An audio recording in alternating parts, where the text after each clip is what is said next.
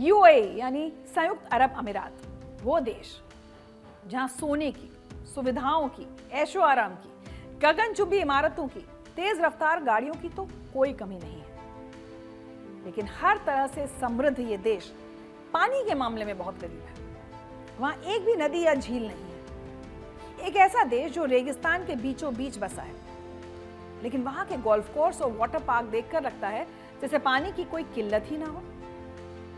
आखिर बिना पानी के प्राकृतिक स्रोतों के ये मुमकिन कैसे हुआ? क्या सारी चमक दमक के पीछे यूएई प्यासा मर रहा है? क्या है इस रेगिस्तानी जादू का सच? अब आप सोचेंगे कि यूएई का हमसे क्या लेना देना? तो लेना देना है, क्योंकि आज जो हालात यूएई के हैं वो कल हमारे और आपके शहर के भी हो सकते हैं। पानी की किल्लत सिर्फ रेगिस्तान की समस्या नहीं रह गई है, बल्कि ये एक ग्लोबल वार्निंग है। वार्मिंग नहीं, वार्निंग है, चेतावनी। यूएई के पास प्राकृतिक स्रोत है नहीं, लेकिन हमारे पास जो हैं वो भी तो सूख रहे हैं। तो हमें देखना होगा कि कैसे यूएई ने अपनी प्यास बुझाने के लिए कुदरत से लड़ाई मोल ली है और विज्ञान को अपना हथियार बनाया है।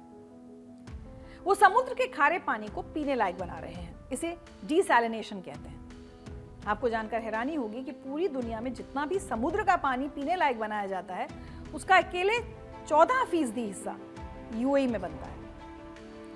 उनकी 42% पानी की जरूरतें इसी तकनीक से पूरी होती हैं। प्राचीन समय के जो अंडरग्राउंड पानी के स्रोत यानी एक्विफर्स वहां मौजूद थे, वो अब सूखने की कगार पर हैं।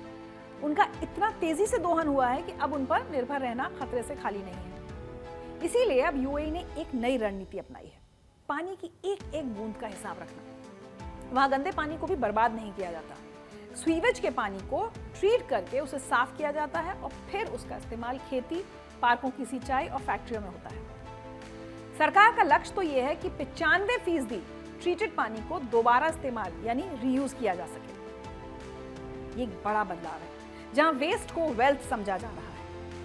यूएई ने यह साबित कर दिया है कि अगर नदियां नहीं हैं तो नदियां बनाई जा सकती हैं, भले ही वो कंक्रीट और पाइपलाइन की नदियां हों।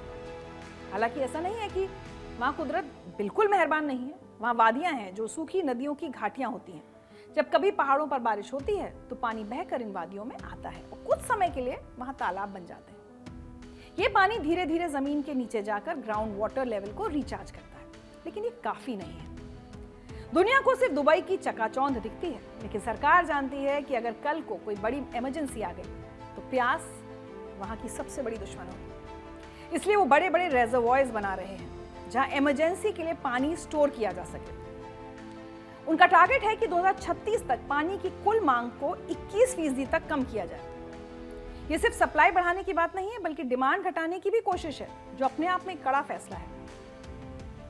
अगला विश्व युद्ध अगर हुआ तो पानी के लिए होगा, ये कहावत हम सब ने सुनी है। लेकिन यूएई शायद उस युद्ध के लिए अभी से बंकर तैयार कर रहा है। वो क्लाउड सीडिंग यानी आर्टिफिशियल बारिश पर भी काम कर रहे हैं।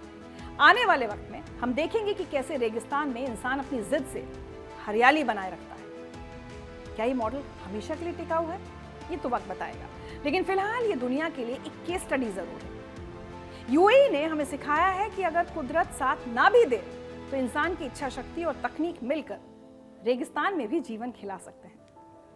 लेकिन इसका सबसे बड़ा सबक यह है कि पानी की असली कीमत तब समझ आती है जब वो ना हो। इसलिए जब तक नल में पानी आ रहा है, उसकी कद्र करना सीख लीजिए।